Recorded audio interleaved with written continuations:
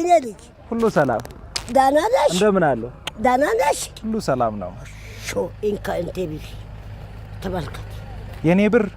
የባለፈው አዎ የት አለ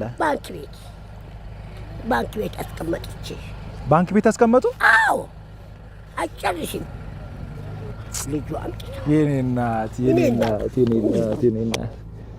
አባቴ ያው የባንክ ቤት ደብተር ነው የሚያሳዩኝ 8700 ብር አስቀምጧለሁ 1300 ብር ማማ ለምን አውጥቶ ነው በቆሎ ጎመን ድንቻ እንጫት ቡና 1 ኪሎ ያንን ገዙበት ትንሽ ባልቷል እዚህ መኪና ውስጥ የሆነ ለርሶ ይዤ የመጣሁት እቃ አለ ያንን እቃ ላሳዩት እሺ ይምጡ እሺ